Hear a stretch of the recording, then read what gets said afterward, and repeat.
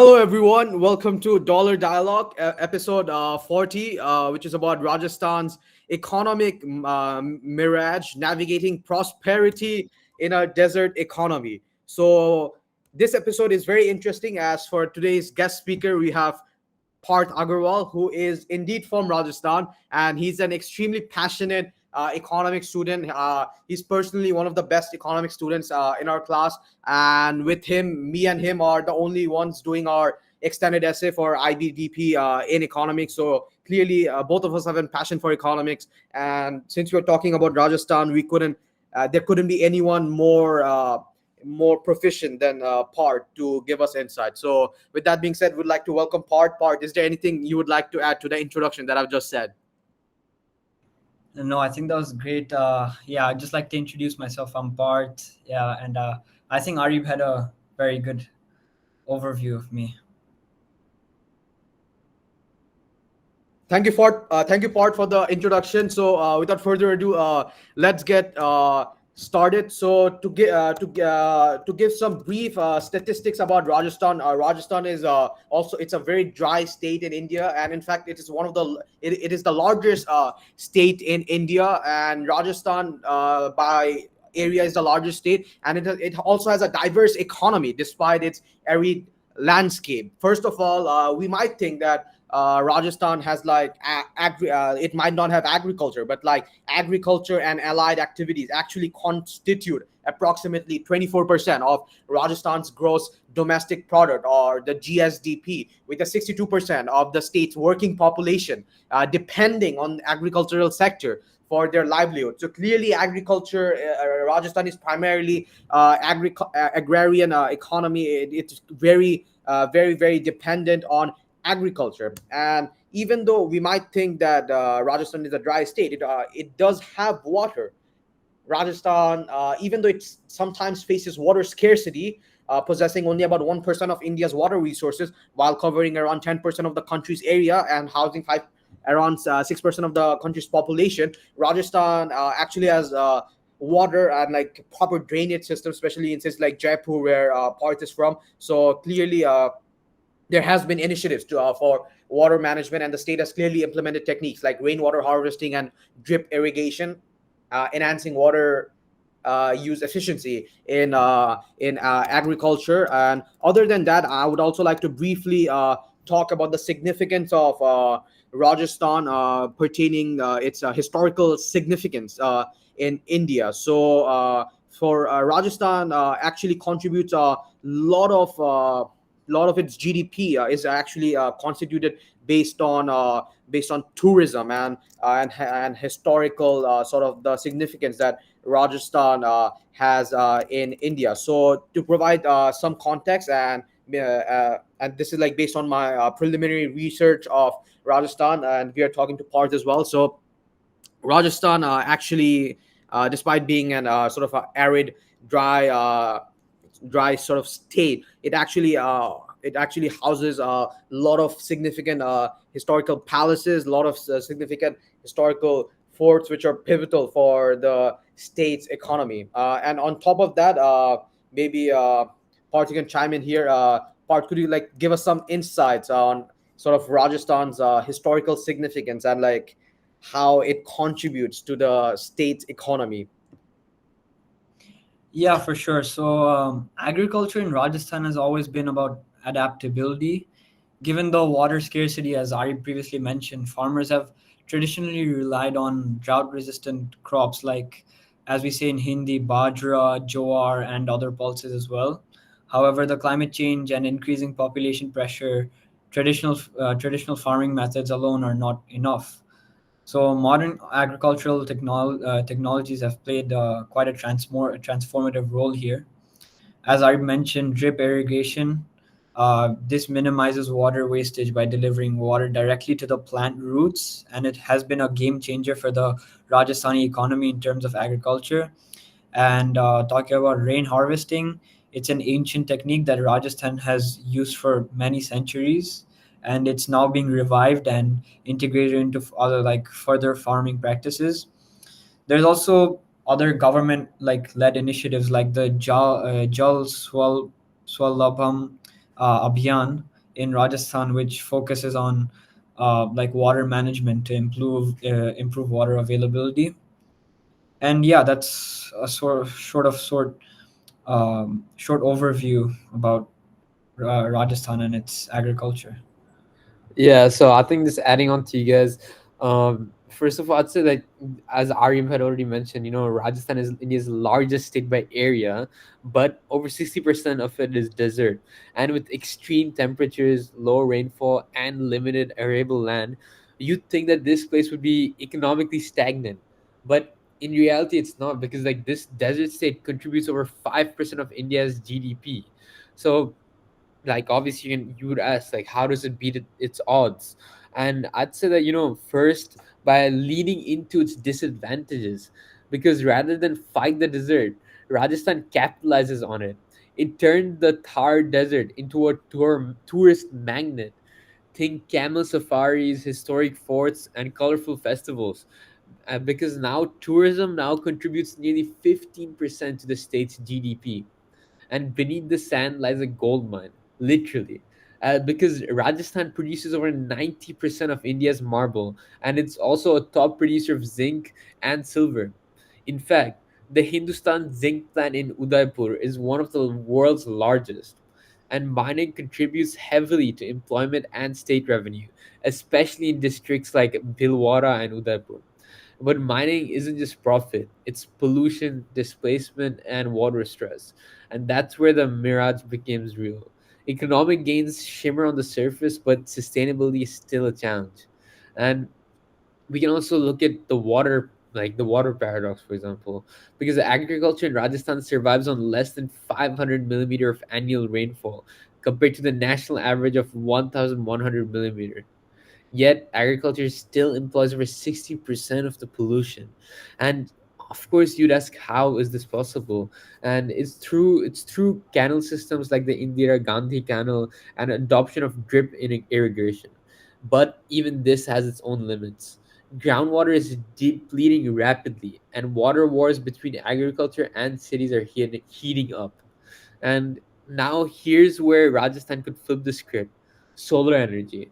With the highest solar installation in India, it's aiming to become the country's renewable energy capital. The Bhadla Solar Park is already one of the world's largest in the world, and Rajasthan's goal is 30 gigawatts of solar capacity by 2030. And this could refine the state's economy, create green jobs, and reduce dependence on mining. But it'll take serious policy focus, private investment, and local cooperation.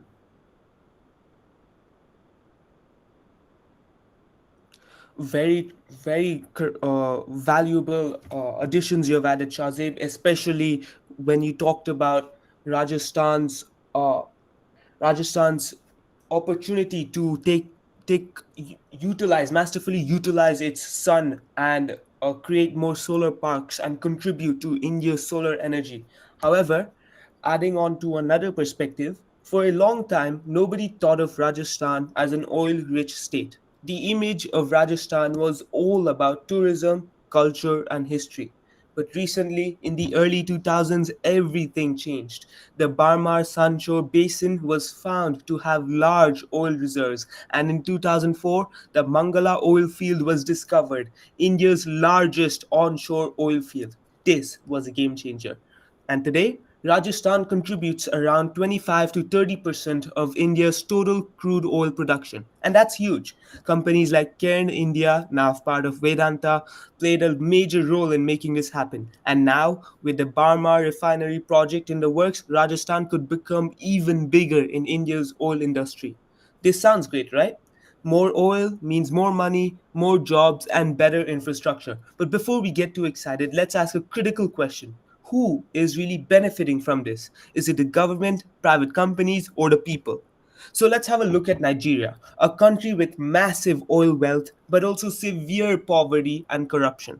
Despite being one of the top oil producers in Africa, much of Nigeria's oil revenue has been mismanaged, lost to corruption, inefficiency, and deals that favor corporations over citizens. The result? While oil companies and political elites grew richer, millions of Nigerians still struggle with unemployment, poor infrastructure, and a lack of basic services. So this raises a tough question for Rajasthan.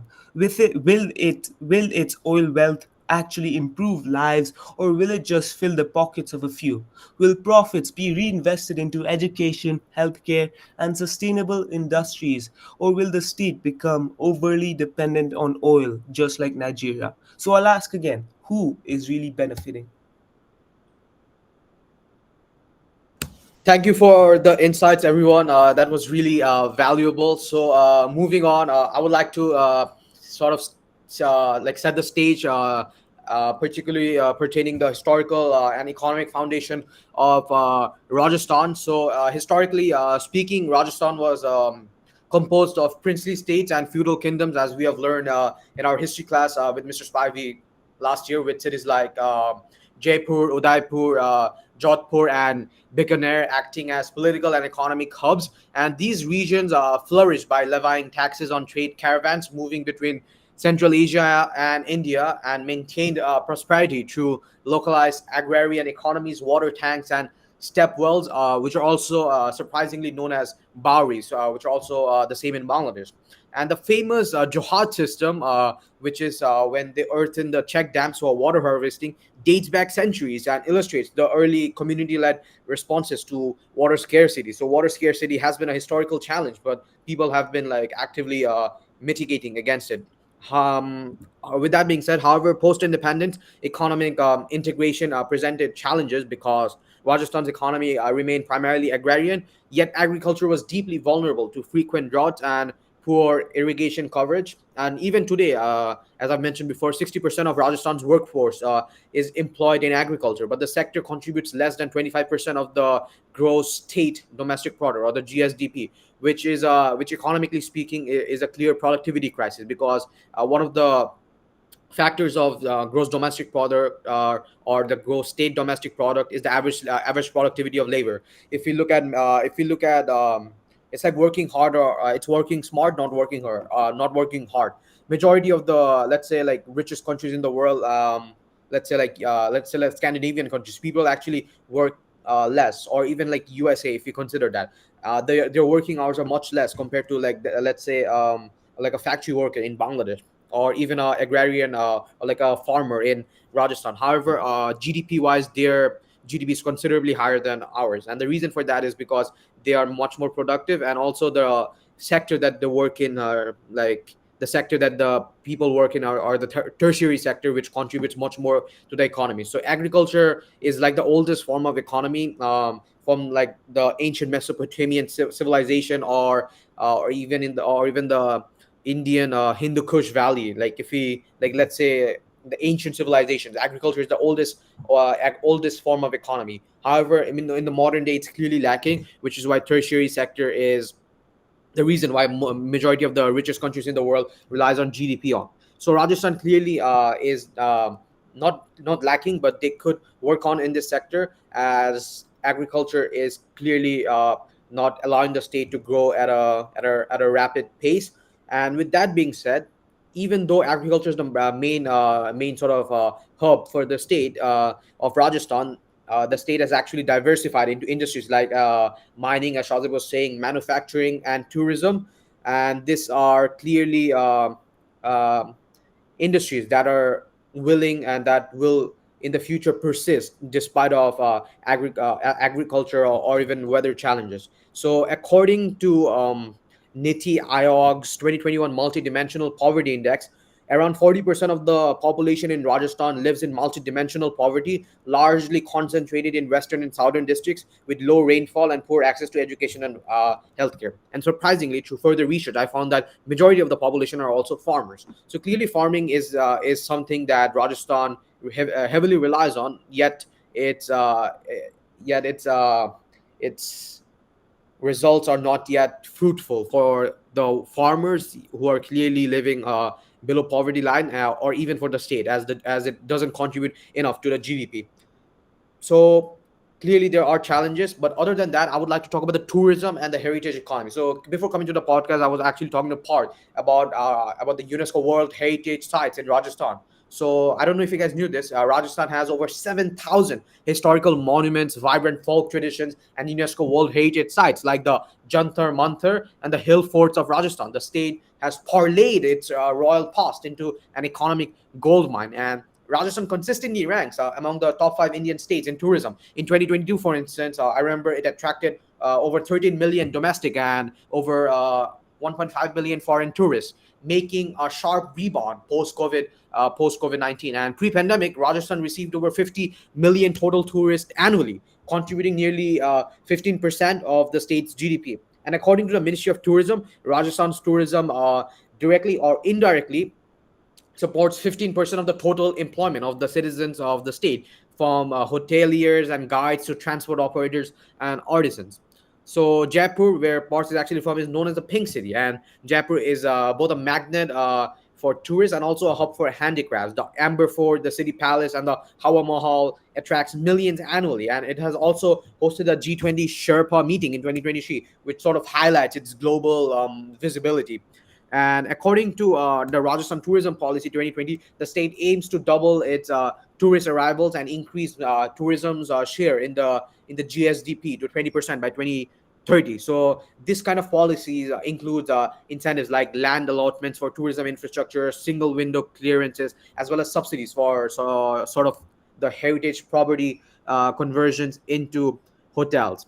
So clearly, Rajasthan's story is one of contrasts here. Its harsh geography limits the conventional development that we kind of think of when we think of industrialized societies. Yes, its cultural capital and its historical significance generates substantial economic value. And as we navigate through the centers of agriculture, industry, historical significance, as well as the renewable energy that we'll soon get into, this kind of interplay shows the adversity and the adaptation in economy. So, with that being said, I would like to ask you guys a question. Do you guys think that in the long term, is Rajasthan better suited to sort of change its economy to more tourism and to more renewable energy, or to keep the agricultural society? Because there's clearly a trade-off. If Rajasthan wants to change their economy to industry and renewable energy, they will have to the economy will sort of shrink because of the changes.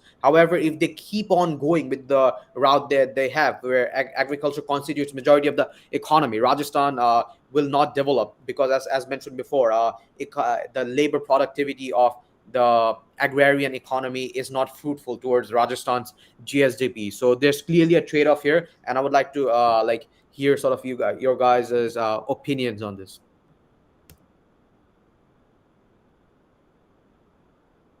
Shazib, I see that your hand is raised. Would you Yeah, like to chime yeah, in? I was going to unmute.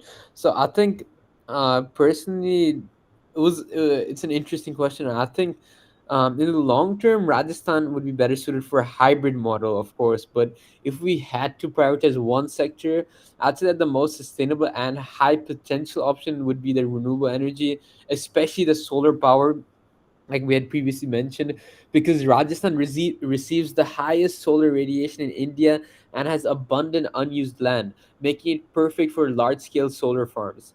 And the Bhadla solar park is already one of the biggest in the world, and Rajasthan aims to reach 30 gigawatts of solar capacity by 2030. And it makes sense long term because it aligns with India's national climate goals, and it reduces pressure on water resources as well. And if we look at the tourism contributes around 15% to the state GDP and showcases Rajasthan's unique culture, heritage, and large landscapes. And but it also has its downsides, because tourism, it's seasonal, it's seasonable. Like I mean, it's tourism is seasonal, or like it happens once in a while, as it's highly vulnerable to climate change and global events like pandemics, per se. And over tourism can damage heritage sites and increase waste and water use in fragile ecosystems. So I'd say that tourism is important, but it cannot be the main engine alone. And also, agriculture is also vital, because over 60% of the people in Rajasthan still depend on agriculture. And it's mostly the small scale farmers though. But however, with scarce rainfall, scarce rainfall, falling groundwater levels, and increasing desertification, traditional farming is unsustainable in the long run. Because the future of agriculture should be climate resilient, focused on drought resistant crops, and supplemented by the technology, like for example drip irrigation and also smart farming. So overall, as I previously mentioned, renewable energy is Rajasthan's best long-term path to prosperity because it's sustainable, scalable, and suited to the state's natural geography. But for real impact, Rajasthan should integrate it with modernized agriculture and responsible tourism, creating a balanced, diversified economy that can withstand any future shocks. But yeah, like overall, if I had to choose one and prioritize one, Ari about to say the renewable energy sector.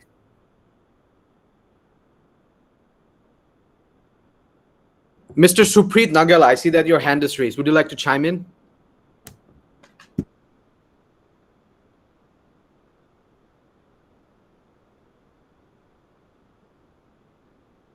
Apologies. In the chat, Mr. Nagala has stated that his internet's very laggy. So, Parth, I see that your hand is raised. So, would you like to chime in as someone you've clearly lived in Bangladesh for a lot of years, but like as someone whose sort of blood is rooted in Rajasthan, what do you think is the solution for Rajasthan? Should Rajasthan focus on maintaining its agrarian economy, or should they change their economy more into the renewable energy sector or into the industrial sector? And clearly there's a trade-off here, so I think your opinion here would be greatly valued here. Yeah, I think in terms of that, I would like to change the perspective a little bit. I think the tourism sector is quite lucrative for Rajasthan because tourism is one of the biggest contributors to Rajasthan's GDP, as you had previously stated, as it accounts for nearly around 15% of the state's economy. And Rajasthan's tourism industry is deeply rooted in its historical legacy.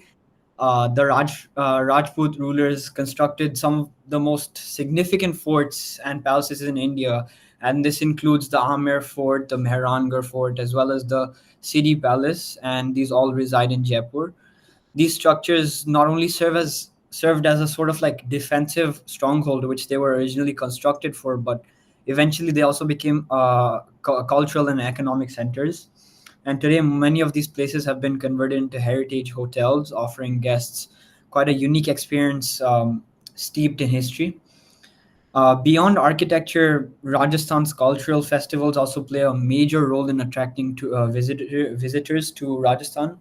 This includes the Pushkar Camel Fair, Rajasthan Literature Festival, and the Festival of Jaipur. Um, there's also stuff like folk performances, puppet shows, and camel safaris, which all contribute significantly to the local economy, providing employment to artisans, performers, and etc. However, the tourism sector also faces challenges. It's not all good as it seems. Over tourism threatens the heritage sites, while issues like water scarcity, as Shahzaib had mentioned before, and water management impact sustainable tourism growth. The government has introduced ecotourism initiatives to sort of promote responsible travel among tourists. And efforts are also being made to digitize tourism experiences with the implementation of AR and VR, which is virtual reality based storytelling, which allows tourists to experience Rajasthan's history without physical degradation of its heritage sites. So I think, yeah, tourism is one thing that really benefits the economy of Rajasthan and is definitely lucrative for the future, as we can already see. I really love your perspective, Parth. But me, on the other hand, I feel like I have a different perspective, and I feel that the transition to a more renewable economy, an economy that's based on renewable electricity and air, and using air to create electricity, and all of this would be more beneficial for Rajasthan in the long term, because Okay, so let me give a big debrief to help break it down. So, Rajasthan's economy has always been built on three main pillars, as you guys have already emphasized: tourism, oil and mining, and traditional industries like agriculture and handicrafts. It's known for its rich culture, heritage, stunning palaces, and desert landscapes that attract millions of tourists every year. And in the 2000s, with the discovery of oil in Barmer, the state became a major player in India's energy sector. But the real question, as asked by Arib, is whether this is the right future for Rajasthan and whether the state should transition to a renewable energy economy instead. So, according to me, it's true that tourism is a major driver of Rajasthan's economy, but it's also very highly unstable. It depends on global travel trends, economic conditions, and even things like pandemics. So, as we saw with COVID 19, and there's also oil. Sure, Rajasthan contributes around 25 to 30% of India's crude oil production, but oil isn't forever. Reserves will eventually run out, and the world is already shifting away from fossil fuels toward cleaner alternatives. And even mining and agriculture face challenges, since water scarcity makes large scale farming difficult, and mining can cause environmental damage. So, what makes Rajasthan truly unique is its massive potential for renewable energy, since Rajasthan has some of the highest solar radiation levels in the world, and it's also home to Badla Solar Park, one of the world's largest solar farms, and there's also potential for wind energy too. So imagine this: Rajasthan could become India's clean energy powerhouse, producing and exporting renewable electricity across the country, making electricity cheaper for the entire nation as a whole as well. So this does kind of sound like a no-brainer, but there are many challenges as well, since moving to renewables requires huge investments, and it also means transitioning workers from traditional industries like oil and mining into the clean energy sector. And then there's the issue of energy storage, since solar and wind energy are great, but they don't generate power 24/7. And Rajasthan will also need better battery storage and grid infrastructure to make this work. So, what's the answer? Rajasthan should absolutely not abandon tourism. Tourism should be an integral part of Rajasthan's economy, maybe not 50%, maybe 20 to 30%. And overall, the transition has to be strategic. The state shouldn't shut down existing industries overnight, but it must start investing heavily in solar and wind energy while creating policies that attract green energy companies. It should train workers for new jobs in the renewable sector and use clean energy to support industries like agriculture and manufacturing. So, in essence, Rajasthan has a chance to lead India's green revolution, but will it take bold steps toward becoming a renewable energy leader? The answer could change the fate of the state for decades to come. Yeah, and to further elaborate on what Supreet said, he talked about like wind power and stuff like that. And being from Rajasthan, and having researched, I found some very interesting stuff about wind power in Rajasthan, especially in districts like Jaisalmer and Barmer. These regions actually have favorable wind speeds, which make them quite ideal for wind farms. Companies and government bodies are also working to sort of expand capacity, and Rajasthan now contributes significantly to India's overall renewable energy output and like the renewable energy sector in India. And another exciting development in Rajasthan is the push for green hydrogen. The state of Rajasthan is exploring a hydrogen energy production, which could position it as a future global energy hub. And with India's goal of achieving net zero emissions by 2070, Rajasthan is expected to play a huge and crucial role in this transition with its push for green hydrogen. However, there's also many challenges that come with this because renewable energy projects require substantial infrastructure and also including high capacity transmission lines to distribute power all across India. Land acquisition and environmental concerns, especially in desert ecosystems, also need to be managed carefully. Although Rajasthan has a lot of land, it's still quite a big problem because there's certain areas that need to be addressed, such as how the land will be used and how it will be divided. But despite these challenges, Rajasthan's commitment to renewables is quite clear, as Supreet said before, and it's well on its way to becoming a sustainable energy powerhouse.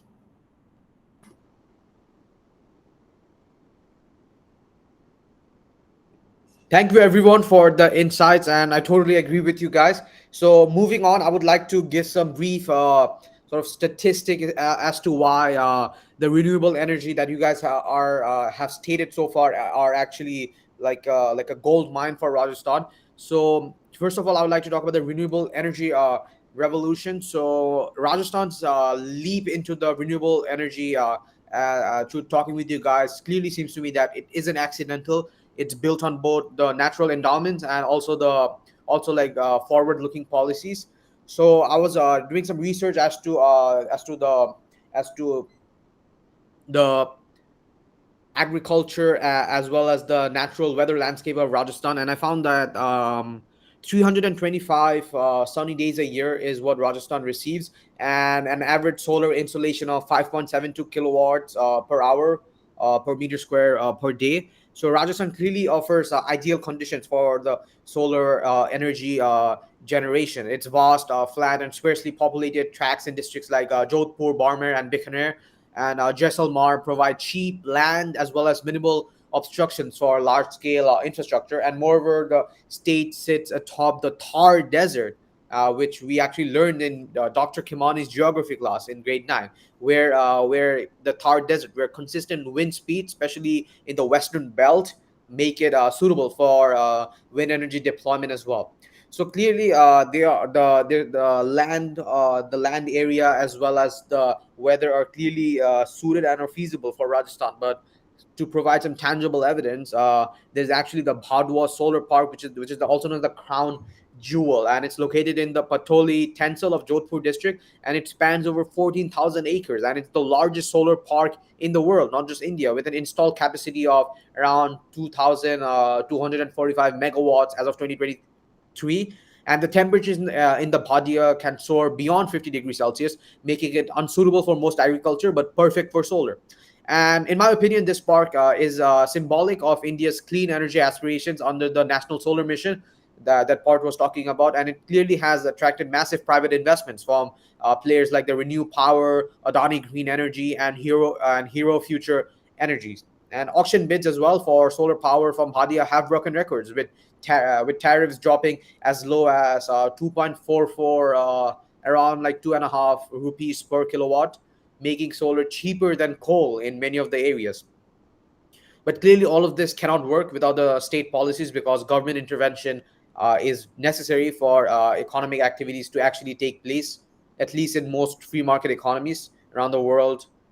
And so clearly, Rajasthani government has actively pushed the envelope with investor-friendly policies, transparent land allotment mechanisms, and power purchase agreements, which are also known as PPAs, that we will soon learn in economics, that provide long-term revenue security to developers. So some of the key highlights that I found was that Rajasthan Solar Energy Policy 2019 aims for 30 GW of solar capacity by 2025, which so far it is on track to achieve. Not only that, the Rajasthan Wind and Hybrid Energy Policy 2019 promotes blending of wind and solar along with storage solutions and special incentives such as 100% exemption on stamp duty for land use for renewable energy, which is just crazy, as well as this single window clearance for projects. And also there has been priority access to power evacuation infrastructure, which are just investor friendly, as well as it incentivizes people to be more to use more renewable energy. And as of March 2023, Rajasthan's installed renewable energy capacity has crossed 20 GW, including 16 GW solar, which is grid connected, and through the 4 GW which are through the wind. So, and plus there are also several hundred megawatts in hybrid and rooftop solar segments. So this clearly makes Rajasthan India's #1 state in solar energy capacity, and a key contributor to the national renewable energy target of 500 GW by 2030. However, there's also private investment and the green industrial push as well. The renewable sector in Rajasthan has witnessed a surge in private capital, both foreign and domestic. I've mentioned before the Adani Green Energy company, which has committed over 50,000 crore, which is around let's say $6 billion, north of that, for solar projects in the state. And in 2023, the JSW Energy announced plans to develop one GW hybrid project combining solar and wind in Rajasthan. And beyond generation, the state is also becoming a hub for solar equipment manufacturing, storage innovation, and green hydrogen pilots. In 2022, the Rajasthan government signed MOUs worth around 3 lakh crore, or let's say $40 billion, during the Invest Rajasthan Summit. A large chunk of it was focused on renewable energy. And this investment influx, in my opinion, doesn't just power grids, it energizes local economies too. And how well, clearly, from an economic lens, it seems clear to me the insane job creation opportunities as well as the rural impact. And based on my research, I found that according to the Council on Energy, the Environment and Water, or the CEW, each megawatt of solar energy deployed creates approximately 24.5 job years, spanning manufacturing, construction, operation, as well as maintenance. And given Rajasthan's installed capacity, this translates to over 400,000 job years already generated, with many more in the pipeline. And the majority of the jobs are rural or semi-urban, benefiting both the local youth who previously had limited employment opportunities, as well as, I don't know if you guys remember, previously I stated that 14% of the people in Rajasthan are living below poverty, and majority of them are living in rural or semi-urban areas. And this job opportunity that it presents is just insane. It will definitely help Rajasthan reduce the structural unemployment, which is the worst type of unemployment that an economy can has. As structural unemployment lasts a long time. In majority of the developed countries that around the world, they have like frictional unemployment, which is basically like during economic cycles, there's recession. So during recession, people obviously lose their jobs, but structural unemployment becomes a problem, where after 3 or 4 business cycle, the unemployment still persists. So clearly, Rajasthan has structural unemployment, and through this sort of the green renewable energy progress initiatives that they have, this will significantly help the people. And particularly, I noticed through a news, I think it was the Indian Times, in villages like Palodi, formerly reliant on marginal agriculture or seasonal labor, young people can now work maintaining solar plant, managing microgrids, or installing rooftop panels. And this has triggered a secondary economy, from housing and food stalls for plant workers to schools and healthcare centers in previously unreserved areas.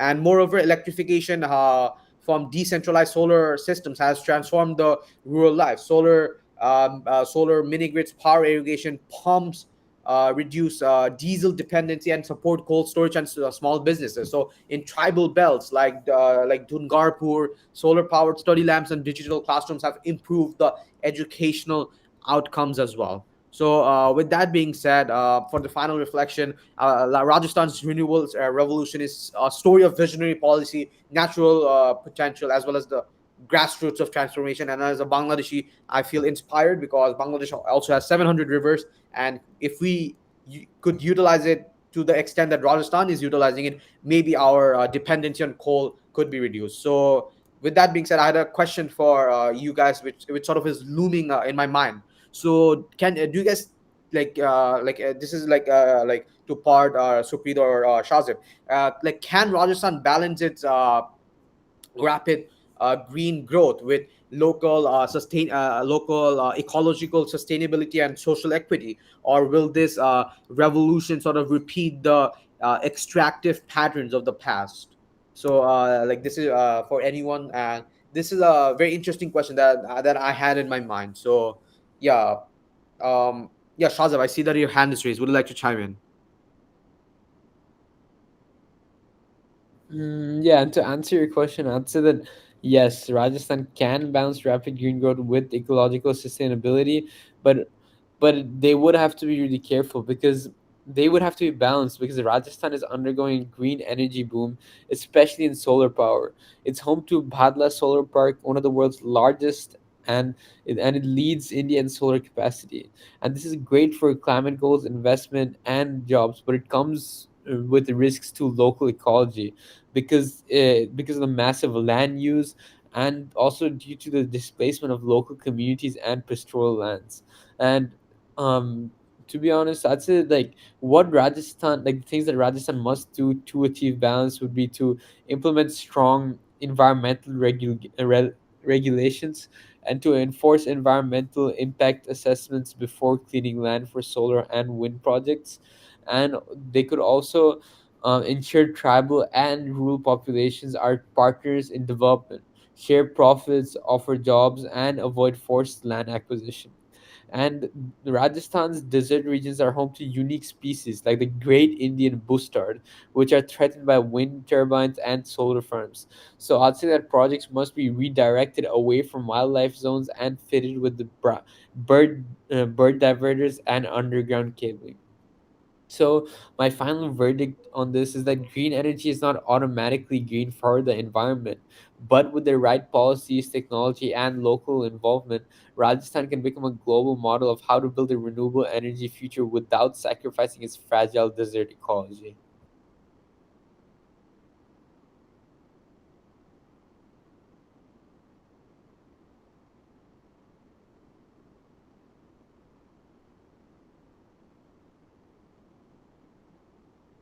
Part, I see that your hand is raised. Would you like to like answer the question, or would you like to provide any additional insights? Apologies, it wasn't Part. Yeah, it's Supreet. So yeah, Supreet, would you like to chime in?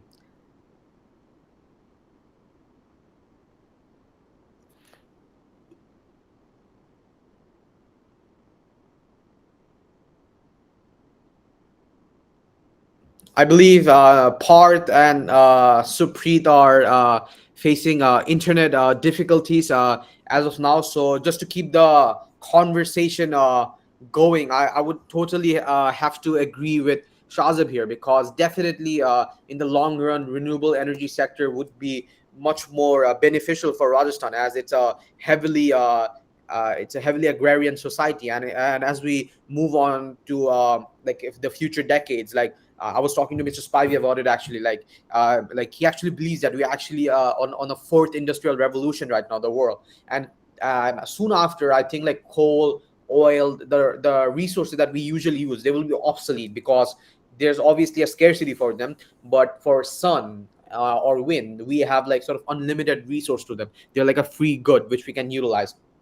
So, with that being said, for the final segment, I would actually like to talk about a very interesting perspective that I actually received from another one of my friends called Aditya Ranjan, who's also from Rajasthan, but he couldn't sadly join us today as he's traveling. So he actually mentioned to me about the IT and urban growth, as well as the urban growth in the IT sector as well. But before we go into that, Supreet, would you like to chime in? I see that your hand is raised. Yes, of course. So the problem with Rajasthan and its future is its water. It is currently facing a water crisis. Groundwater is running out, rivers are drying up, and climate change is making things worse. So the main question, like for me, that I asked myself on a day-to-day basis is what's next for Rajasthan? How can the state solve its water crisis before it's too late? So with the facts, Rajasthan gets less than 600 millimeters of rainfall annually, and in the Thar Desert region, the number drops even lower. And over 60% of the state relies on groundwater. But overuse has caused severe depletion. And in cities, you might see water tankers supplying neighborhoods. But in rural areas, people sometimes have to walk kilometers just to get drinking water. And when the monsoon falls, the situation becomes even worse. So, historically, Rajasthan was a leader in water conservation. They had step walls, johats, which are small ponds, and rainwater harvesting systems. But the population has increased significantly, and these methods aren't being used enough as much as they should. So instead, a rapid urbanization and inefficient water use is making the problem worse. So Rajasthan is currently at crossroads, and if urgent action isn't taken, shortages will only get worse. So some possibilities, some solutions would be to restore even more traditional water systems, such as step wells and johats. Johats are like small pools that were used by the ancient kings of Rajasthan, where they used to sometimes swim or like also collect rainwater to distribute to the community and population. So these traditional water systems should be revived and integrated into modern water management in Rajasthan. In addition, there should be better groundwater regulation, efficient irrigation in agriculture, and desalination and water recycling. I'm sorry, Arif, for disrupting you in your conversation about IT, but I felt like it was very important to also just briefly talk about Rajasthan's water crisis, since this will deeply impact Rajasthan's future and its future economy as well. Thank you. Thank you, Supreet. No worries. Your conversation and your insights are deeply valid. I agree that water scarcity is a problem in Rajasthan, and I think your call to action will sort of rejuvenate the purpose and sort of also inspire the viewers as well to take action themselves. So yeah, as I was talking about the IT and urban growth in Rajasthan, as I've mentioned before, I was talking to my another one of my friends called Aditya Ranjan, who actually briefly mentioned this to me. So while Rajasthan is often associated with desert landscapes, ancient forts, and vibrant folk its economic ambitions are no longer limited to the traditional. In recent years, cities like Jaipur and Udaipur have quietly carved out of space in India's digital and service economy. And with deliberate investments in IT infrastructure, smart city initiatives, and urban modernization, Rajasthan is positioning itself as more than a heritage destination per se. It's becoming a digital growth hub in North India. So let's begin with Jaipur, which is the state capital and a key node in the Delhi-Mumbai industrial corridor, which is also known as the DMIC. So Jaipur has been declared as a smart city under the Indian government's Smart Cities mission, and it's also part of the Atal mission for rejuvenation and urban transformation, which is also abbreviated as AMRUT. So over the past years, Jaipur has undergone rapid digitalization with initiatives in e-governance, intelligent traffic management, smart lighting, as well as integrated command centers and Wi-Fi and public Wi-Fi hotspots. But beyond governance, Jaipur is also becoming a hub for technology-based industries. The city is home to the Mahindra Walled City on its outskirts, which is India's first operational multi-sector specific economic zone, or SEZ, in a public-private partnership model. And this SEZ hosts a growing number of IT and ITES firms, including Infosys, Genpact, the Deutsche Bank, as well as the Wipro. And these companies have tapped into Jaipur's educated youth population, lower operational costs, as well as improving infrastructure.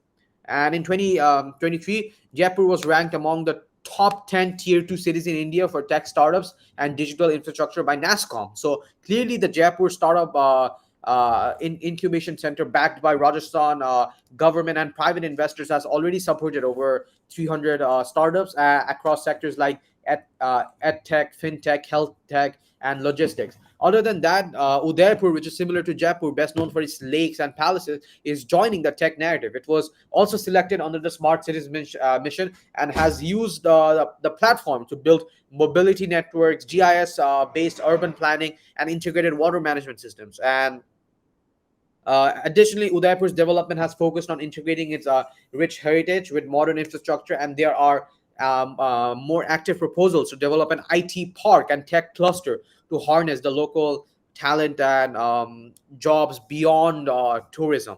So, additionally, there has been a problem as well with this. For example, growing pains in urban transformation. For example, despite Jaipur's digital sheen, much of Rajasthan still lacks basic infrastructure. Only about 54% of rural households in the state have access to piped water, compared to the national average of 69%, and the rural internet penetration remains under 40%. So while Rajnet and eMitra have made headway, the digital divide between urban hubs and rural areas remains stark.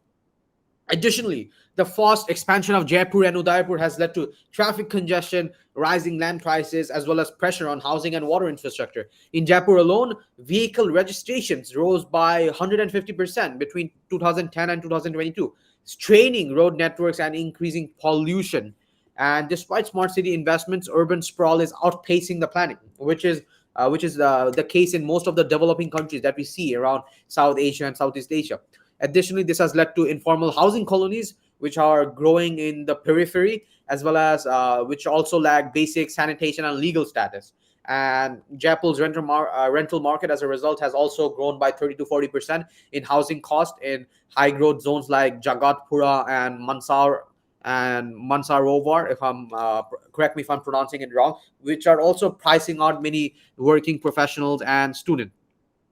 Also, another big problem, Jaipur has a functioning metro rail system, which is good, but it only covers 12 kilometers with limited reach to newer tech hubs or suburbs. And Udaipur lacks any mass transit system, depending entirely on autos and private vehicles. The intercity connectivity remains a bottleneck for daily commuters and could hinder long-term urban productivity. So there's a question which is in everyone's mind, that Rajasthan's digital and urban push, especially in Jaipur and Udaipur, reflects a larger story that even historically disadvantaged regions can become future ready with the right mix of policy, investment, and ambition.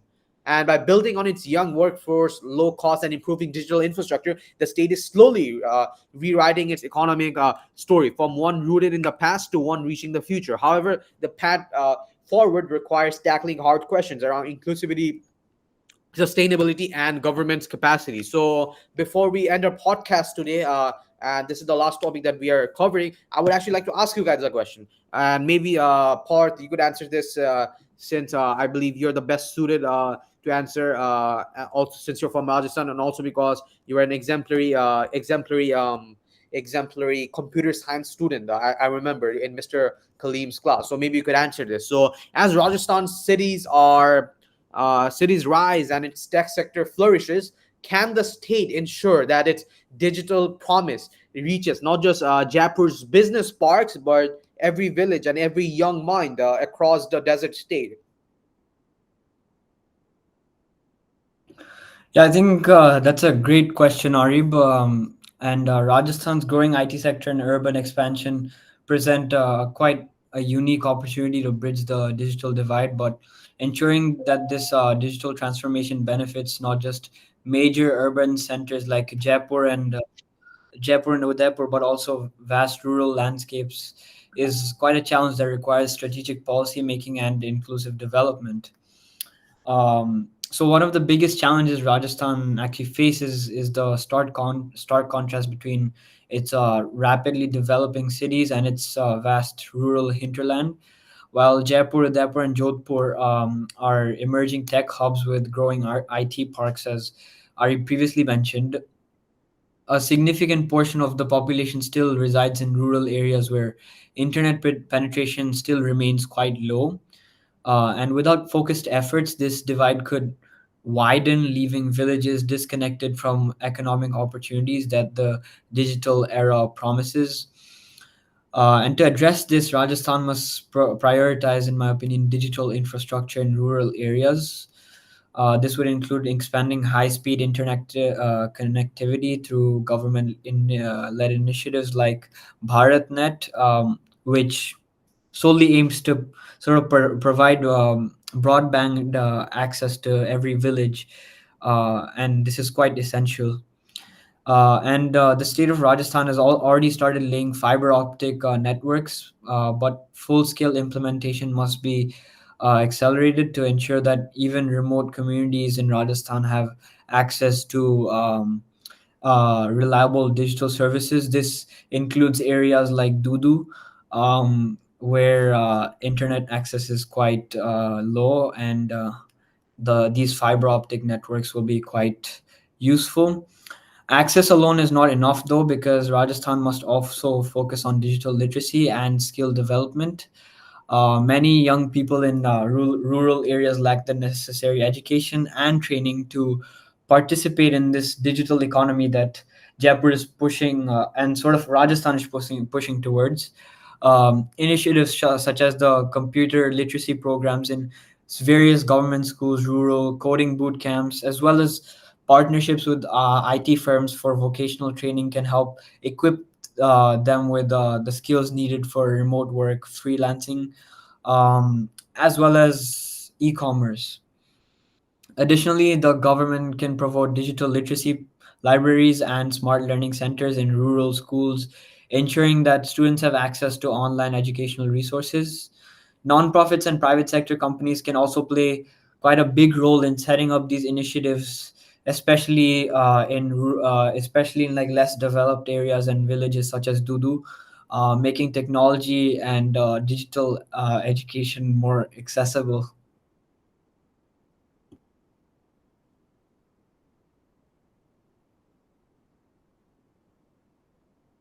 Shahzab, I see that your hand is raised. Would you like to chime in? Yeah, I mean, as I mentioned before, like it's similar to my previous answers, that balance would be key, because as Rajasthan's tech sector increases and becomes more advanced, it has to balance it with the other sectors as well, and for it to just ensure that this doesn't only reach the urban areas but also the rural areas as well, and the village and the young minds. I think investments in investments in those areas would be necessary. Like they need to be more informative and provide investments there, and provide the people and the young minds in the villages with the necessary equipments to be able to be technologically developed as well. So I think that's necessary for them to do.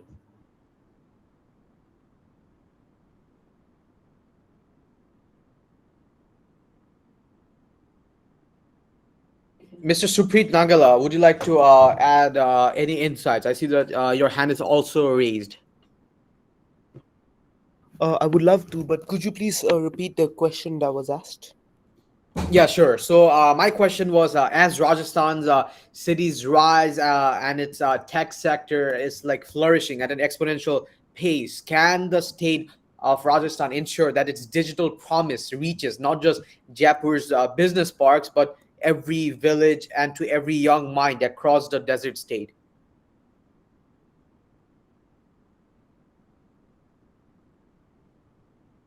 Okay, this is quite a very interesting question.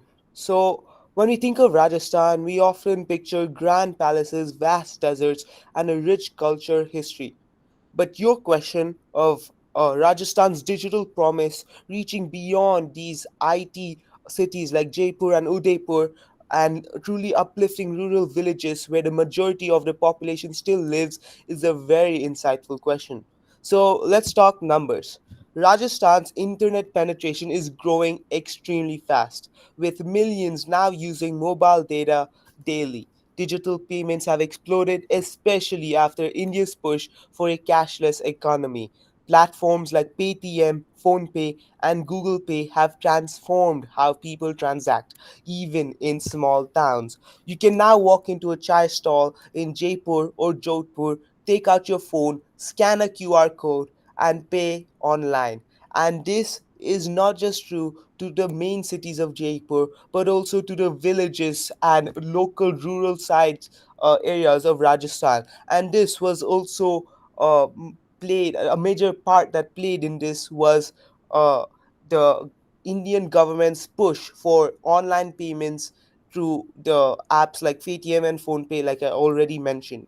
But many areas still lack digital literacy, and without this, the digital revolution becomes a privilege of the cities, leaving behind rural communities.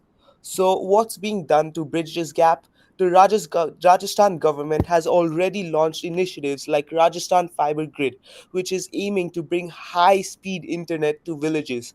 And digital literacy programs are helping people, especially farmers and small businesses, learn how to use digital payments and online banking.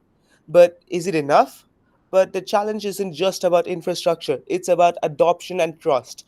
Many in rural areas still prefer cash, either because they don't fully trust digital systems or they find them complicated. So, here's where uh, companies like Paytm and PhonePe play a crucial role because they're pushing for financial inclusion, partnering with local shops and banks to bring digital banking to more people.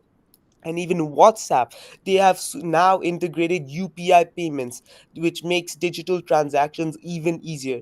But there's a bigger issue when it comes to a digital revolution in rural areas, and this is cybersecurity and fraud.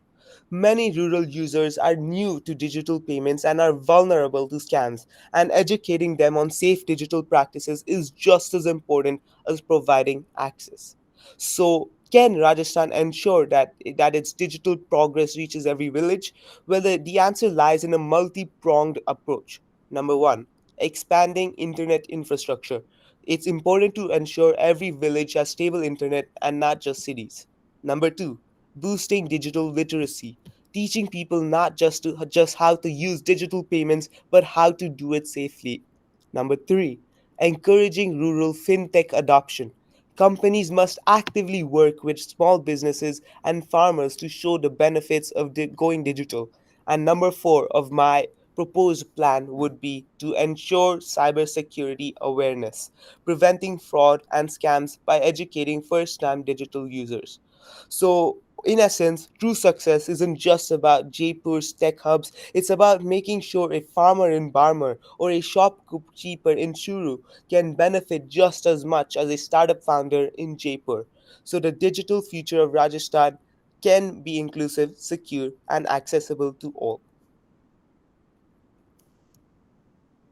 Thank you, Supreet, for your great insights and for your eloquent way of speaking. So yeah, I would agree with the points that you guys have raised for today, and so I believe that this is the end of our podcast for today, which was about episode 40 with Parth Agrawal, in which we talked about Rajasthan's economic mirage, navigating prosperity in a desert economy, and clearly through the points that were raised today, that from talking about the agrarian society in Rajasthan, from setting its historical significance to doing a sectoral deep dive into renewable energy, into mining and handicrafts, as well as into the tourism and desert. And lastly, through the IT and urban good, we talked about the pros and cons, as well as some of the challenges and policy responses and recommendations that all of us gave. So clearly, this was a very fruitful discussion. So before we end our podcast for today, Mr. Parth Agrawal, is there any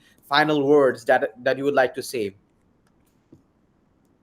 No, I think definitely we had a very fruitful discussion today about all the aspects in Rajasthan and everything about like from Rajasthan's agriculture and water management to its tourist and heritage conservation to its mineral industries and its renewable energy initiatives. I think we had a quite a constructive talk, and we were able to talk about some very interesting statistics and developments happening in Rajasthan. And I think this is actually quite inspirational for the young generation. And I think it was a very good podcast. Thank you, Mr. Parth Agrawal, for the kind words. So yeah, I believe that was all for today, and for all the viewers, for next time, stay tuned for another great episode with another great speaker. That is all for today. Goodbye.